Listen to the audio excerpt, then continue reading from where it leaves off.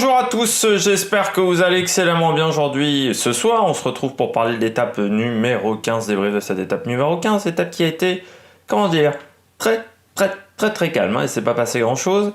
N'hésitez pas à vous abonner à la chaîne, n'hésitez pas à réagir dans les commentaires, à me dire ce que vous avez pensé de cette étape et des tops et flops, n'hésitez pas à mettre un pouce bleu, et n'hésitez pas également à vous abonner. Quand vous vous abonnez, vous pouvez mettre la petite cloche, n'hésitez pas à partager cette vidéo si vous pensez qu'elle peut intéresser votre entourage. Aujourd'hui, c'était quand même extrêmement calme comme étape, heureusement qu'il y a eu Kampanamert, et malheureusement qu'il y a eu une grosse chute au départ qui ont un peu animé la course, parce que sinon je sais pas ce que j'aurais dit ce soir très clairement sans Kampanamert, mais vraiment. Bon, le parcours, on s'attendait pas à grand chose. Je vous avais dit ce matin que j'avais prévu la situation d'échappée et que cette étape me faisait énormément penser à l'étape où on s'était déjà emmerdé l'année dernière avec la victoire. Enfin, emmerdé, heureusement qu'il y avait eu les coureurs d'Israël l'année dernière sur cette fameuse étape numéro 8, avec la victoire d'Alex Dosset. Au final, on a à peu près le même profil, c'est-à-dire qu'on a une grosse échappée, le peloton qui se désintéresse de la course, un parcours en circuit, il y a quasiment un quart d'heure dans les deux cas d'écart entre le peloton et l'échappée, et un coureur de contre-la-montre qui s'impose, enfin un ex-coureur de contre-la-montre, parce que dans le cas de Dosset, dans le cas de Kampanamert, on n'est plus vraiment sur des grosses stars, des courses contre-la-montre. Bon, non, c'était très calme, c'était assez. Moi, je me suis emmerdé. J'ai passé, pour tout vous dire, j'ai passé un aussi mauvais moment que hier quand j'ai regardé la prestation de l'Allemagne à l'Eurovision. Ça a été un long moment pour moi à passer cette étape numéro 15. Bon, on va aller assez vite sur ce débrief, on passe tout de suite au bilan des Bleus.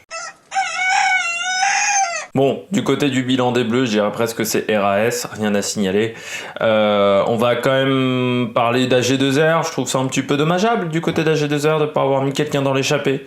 Quand on a Goujard, quand on a Galopin, je pense que c'était une étape où aujourd'hui il y avait de quoi faire. Alors peut-être qu'ils ont été un peu impactés par la chute et qu'ils n'ont pas réussi à se remettre dedans, parce que c'est vrai que la chute a un peu changé la physionomie de la course, je pense.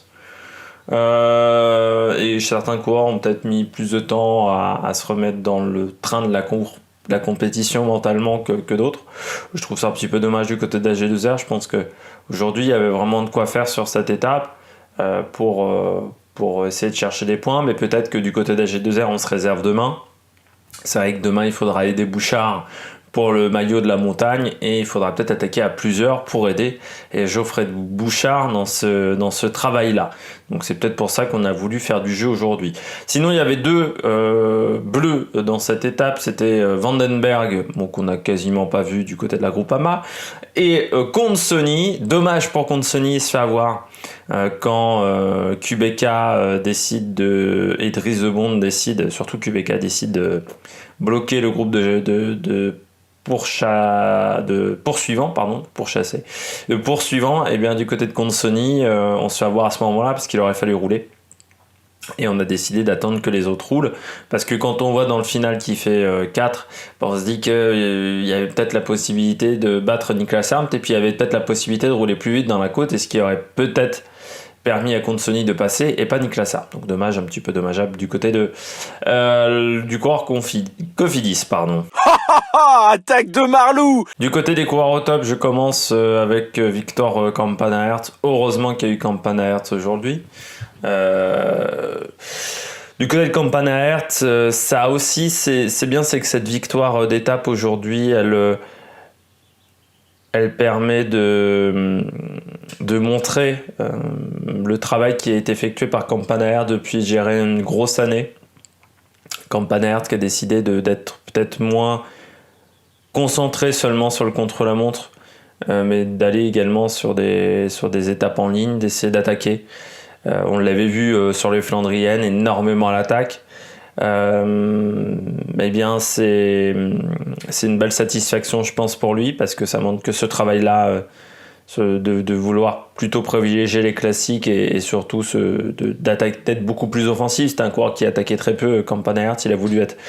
il attaquait, mais souvent seul. C'était souvent des échappées solitaires, un petit peu à la Cavagna, et et c'était pas forcément le baroudeur le plus intelligent du monde. Là, je trouve qu'aujourd'hui, il a très bien couru. Il devait anticiper la bosse, parce qu'il savait que sinon ça allait être un petit peu compliqué. Il a bien anticipé la bosse. Ensuite, il a compris qu'il allait avoir un bel adversaire avec Chris Beck. Il n'a pas paniqué quand l'écart à un moment a diminué, quand ils se sont regardés, notamment dans le dernier kilomètre. Quand il a attaqué également et qu'il avait le bidon dans la bouche. Pas très joli de la part de Scar Risberg d'attaquer quand son compagnon est en train de se ravitailler. C'est pour être très fin de sa part, je trouve. Mais voilà, il a été bien aidé également par Vignoski et je sais plus, et Walscheid qui ont bien bloqué la course derrière. Beau travail de cette équipe pas Dimension Data, pardon. Quebec et Assos. Et du côté de Campagnard, voilà, ça permet de montrer que c'est un coureur qui a du talent, de rappeler également que ce n'est pas qu'un coureur de contre-la-montre, et puis que ses qualités de coureur de contre-la-montre lui permettent également d'être performant. Il a été très bon sur le sprint en plus, parce qu'il se fait dans un premier temps dépassé par Risbeck, mais il a fait un sprint long parce qu'il sait que face à Risbeck il n'avait pas le punch de Risbeck, donc il l'a dépassé aux 150 mètres, on va dire, parce qu'ils ont lancé leur sprint aux 400 mètres. C'était intelligent de la part de Campagnard de jouer de cette manière. Puis je continue avec la Lotto, parce que la Lotto a quand même mis 2 coureurs dans l'échappée, alors qu'ils ne sont plus que 3 au départ, ce qui va faire une dernière semaine, je pense, un petit peu compliqué, parce que quand on n'est que 3 en termes de motivation, c'est difficile. Et puis dans le bus est bien vide dans ce genre de situation. C'est assez rare qu'une équipe comme ça, à l'amorce de la dernière semaine, se retrouve plus qu'à 3. Et puis, est-ce que Oldani va résister demain à l'étape de Cortina? C'est pas sûr. Donc voilà, je voulais quand même saluer la Lotto qui a voulu encore animer la course, qui a tenté le coup. Voilà, 2 coureurs devant. Surprenant qu'il n'y ait toujours pas de Rent qui était dans une échappée. Alors ça me sidère un petit peu, parce que là, il peut plus faire croire qu'il doit travailler pour un leader. Hein. Ça fait depuis quand même pour Oldani, ils n'avaient pas travaillé énormément. Donc ouais, un petit peu surpris par le niveau de performance de Rennes. Je passe tout de suite au bonnet d'âne rapidement, on va pas faire d'affichage. Du côté des bonnets d'âne, je commence avec Bourman. Dommage sur une étape comme ça de chuter. Je vais redire un petit peu ce que j'avais dit à Gino Meder, notamment lors d'une étape précédente. Du côté de Bourman, est-ce que c'est la déconcentration suite à l'étape d'hier, la fatigue suite à l'étape d'hier, le fait qu'on sache qu'aujourd'hui c'était plutôt une étape de transition? Je sais pas, mais en plus, alors j'ai pas vu la chute. Je peux pas vous dire si c'était un danger sur la route, mais j'ai l'impression que c'était une route très large, qu'il n'y avait pas vraiment de danger sur la route. Alors peut-être qu'il y avait un trou sur la chaussée qui a provoqué la chute. Je ne sais pas, mais c'est dommage parce qu'il était 6ème. Et on le dit jamais assez, mais les débuts d'étape, c'est des endroits qui sont où il faut être concentré en début de journée. Et là, c'est peut-être dû à un manque de concentration, mais c'est une perte pour la Bora parce que voilà, il voulait quand même faire un bon résultat avec Bourman. C'est dommage avec Bourman parce qu'il rechute après la chute sur le Dauphiné l'année dernière. Ça commence à faire un petit peu beaucoup pour un coureur qui veut jouer le général. Et puis c'est un peu une série noire parce que depuis sa 4ème place et son bon résultat, notamment sur le Tour de France, il n'y a plus grand chose, quoi, je trouve. C'est un peu compliqué, donc ça serait bien qu'il arrive à refaire des belles performances. Alors, l'avantage, c'est d'avoir un contrat encore sur longtemps avec la Bora. Il faut savoir que c'est un coureur qui a commencé assez tôt chez Bora. Hein. Il était déjà là en 2015 dans cette équipe. Mais ouais, c'est un peu dommageable que ce coureur-là n'ait pas réussi à soit obligé d'abandonner aujourd'hui, parce que je pense qu'il pouvait faire top 10. Et c'est un petit peu triste. Je pense qu'il y a certains de ses supporters qui vont être déçus. Je continue avec Molano. Le top difficile pour Molano, je trouve, dans l'échappée. Aujourd'hui, il pouvait montrer à UAE que c'était un coureur important. Et qu'on pouvait compter sur lui, peut-être sur les sprints, mais également sur les étapes un petit peu vallonnées. Et autant Covey a montré hier qu'il fallait compter sur lui chez UAE, autant Molano, aujourd'hui, il n'a pas montré grand chose. En plus, c'est dommage, il remporte le sprint du groupe numéro 2 face à Walscheid.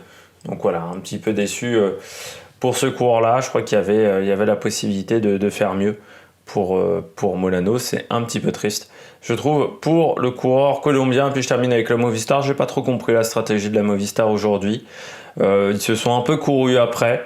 Quand Torres a attaqué, on a vu Cataldo attaquer derrière, rouler. Alors soit il fallait pas faire attaquer Torres, il fallait le faire rouler si on savait qu'il n'était pas très fort pour tenter d'emmener Cataldo dans la montée et éviter d'avoir des attaques des adversaires. Soit il ne fallait pas que Cataldo roule derrière Torres. C'est incompréhensible leur stratégie aujourd'hui, mais bon, la Movistar a souvent eu des stratégies assez incompréhensibles ces dernières années. C'est sûr que c'est pas l'équipe la plus maligne sur les échappées. J'espère que vous avez aimé cette vidéo, même si elle a été plus courte que d'habitude. Vous avez bien vu que j'avais pas énormément d'inspiration sur cette étape qui ne m'a pas énormément passionné. Demain, l'étape va être beaucoup plus passionnante. Il y aura la présentation de l'étape à 7h30. C'est l'étape de Cortina. Autant vous dire 3 cols de première catégorie, 1 hors catégorie, 3 cols à plus de 2000 mètres. Le col le plus haut de ce Giro en passant. Arrivé en descente, on pourrait donc avoir un truc un peu spectaculaire. C'est une course qu'il va falloir suivre. N'hésitez pas à vous abonner à la chaîne, n'hésitez pas à mettre un pouce bleu, n'hésitez pas à réagir dans les commentaires, n'hésitez pas à partager cette vidéo. Et puis nous, on se retrouve pour de nouvelles aventures sur l'Amérique Production. Ciao, ciao!